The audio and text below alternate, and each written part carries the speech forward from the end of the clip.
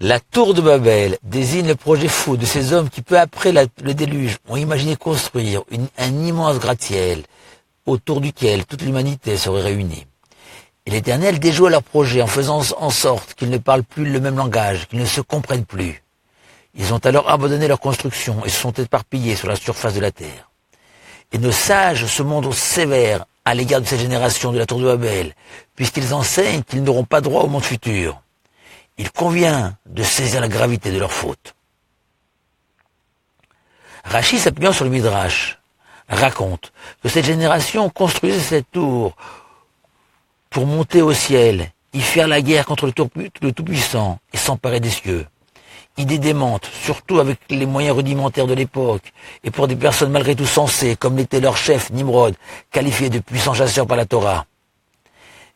Et il est possible d'expliquer que Nimrod percevait une dualité entre le ciel d'un côté et la terre de l'autre, entre les plaisirs terrestres liés au corps et les plaisirs célestes liés à l'âme. Nimrod, contemporain d'Abraham et de Noé, était lassé de sa poursuite effrénée des plaisirs corporels. Lui aussi aspirait à découvrir autre chose, des plaisirs plus éthérés. La tour symbolise ici cette volonté de s'élever spirituellement. La guerre avec l'Éternel démontre sa volonté de s'approprier à lui aussi une part, comme Abraham et Noach, de cet univers spirituel. Mais Nimrod a commis deux erreurs. La première, s'imaginer que l'on peut être à la fois un chasseur des plaisirs illicites et à la fois une personne pieuse goûtant aux délices du sacré. La deuxième, qu'il existe deux univers bien distincts, celui de la matière et celui de l'âme. Or, la Torah nous enseigne que ce monde ici-bas sert de support et de base pour les mondes supérieurs. À de nombreuses reprises, nos sages décrivent la correspondance entre ces deux univers, à l'image du temple de Jérusalem ici-bas et du temple d'en haut, souvent évoqué par nos sages. L'homme, en accomplissant la Torah et les mitzvot sur terre, nourrit et développe les mondes célestes et en découvre la saveur. Dès lors, le vrai combat de l'homme ne se déroule pas au ciel, dans un monde irréel et virtuel. Mais c'est ici-bas, à la maison, à la synagogue, dans la vie quotidienne, que nous sommes tenus de nous grandir, afin de sans cesse côtoyer le ciel.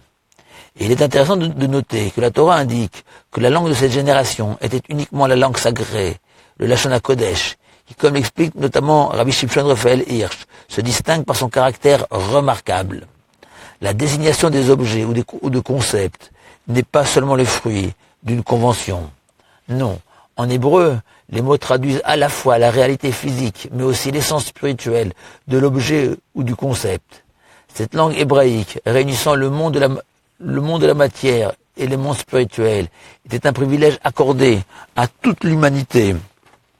De par leur faute, Nimrod et sa génération ont été contraints à utiliser d'autres langages dépourvus de cette propriété.